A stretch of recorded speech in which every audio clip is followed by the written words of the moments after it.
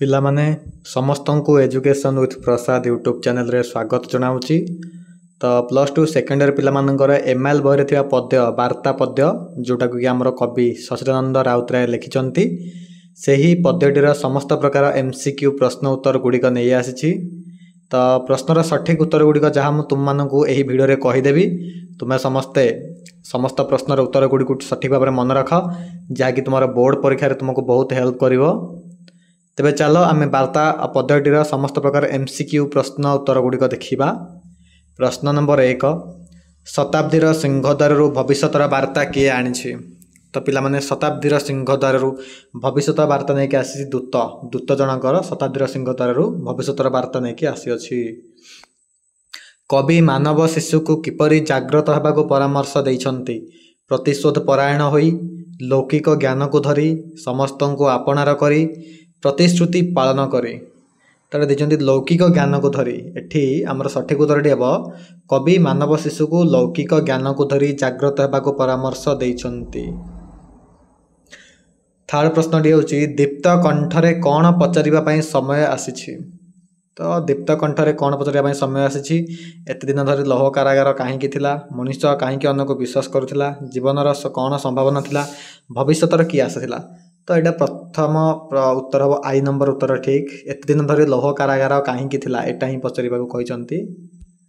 ଶତାବ୍ଦୀର ସିଂହଦ୍ୱାରରୁ ଦୂତ କାହାର ବର ଆଣିଛି? ତ ଏଇଟା ବି ଆମେ ଜାଣିଛେ, ଶତାବ୍ଦୀର ସିଂହଦ୍ୱାରରୁ ଦୂତ ଦେବତାର ବର ନେଇକି ଆସିଛି।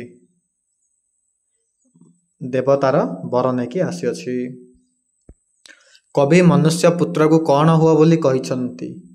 କବି ମନୁଷ୍ୟ ପୁତ୍ରକୁ ଦଗ୍ଧ ଓ ଭସ୍ମ ହେବାକୁ, ଦେବତାର ରୂପ ନେବାକୁ, ଅତ୍ୟାଚାରୀ ହେବାକୁ, କୈଫିୟତ ଦେବାକୁ।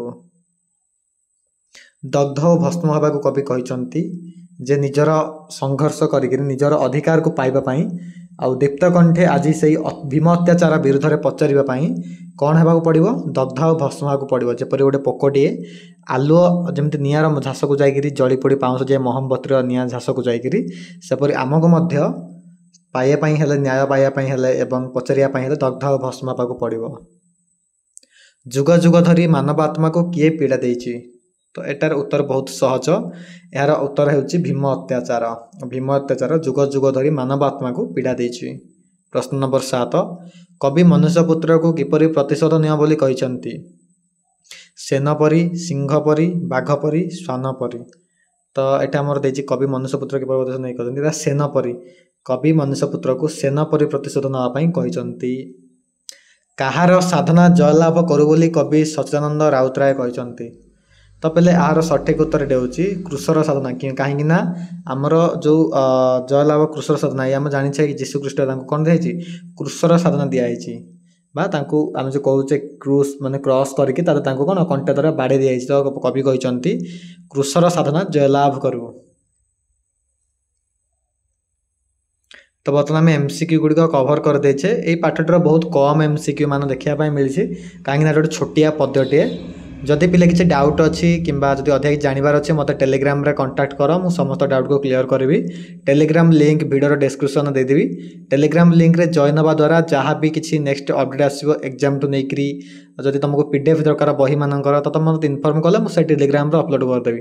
ତ ଟେଲିଗ୍ରାମ ଲିଙ୍କ୍ ମଧ୍ୟ ମୁଁ ଭିଡ଼ିଓର ଡେସ୍କ୍ରିପସନ୍ ଦେଇଦେବି, ସେଠୁ କ୍ଲିକ୍ କରିକି ତୁମେ ଟେଲିଗ୍ରାମ ଚ୍ୟାନେଲ୍ ଜଏନ୍ କରିପାରିବ। ଏହା ସହିତ 1 ମାର୍କିଆ ପ୍ରଶ୍ନର ଉତ୍ତର ଗୁଡ଼ିକ ମଧ୍ୟ ଅଛି। ଏଠି ଦେଖ ପ୍ରଶ୍ନ ଗୁଡ଼ିକ। ଦୂତ କେଉଁଠୁ ଭବିଷ୍ୟତର ବାର୍ତ୍ତା ନେଇ ଆସିଛି? ଶତାବ୍ଦୀର ସିଂହଦ୍ୱାରରୁ। ଶତାବ୍ଦୀର ସିଂହଦ୍ୱାରରୁ ଭବିଷ୍ୟତର ବାର୍ତ୍ତା ଧରି କିଏ ଆସିଛି? ଦୂତ ଆସିଛି। କାହା ବାର୍ତ୍ତା ଧରି ଦୂତ ଶତାବ୍ଦୀର ସିଂହଦ୍ୱାରରୁ ଆସିଛି? ଦେବତାର। ବହୁତ ତୁମେ ଯଦି ପାଠଟିକୁ ବହୁତ ଭଲ ଭାବରେ ମନେ ରଖିବ, ପଢ଼ିବ, ତ ତୁମେ ନିଶ୍ଚୟ ଏସବୁ 1 ମାର୍କିଆ କୋଶ୍ଚିନ୍ ଉତ୍ତର ଗୁଡ଼ିକ ଏବଂ ସବୁ MCQର ଉତ୍ତର ଗୁଡ଼ିକ ମଧ୍ୟ ପାଇଯିବ।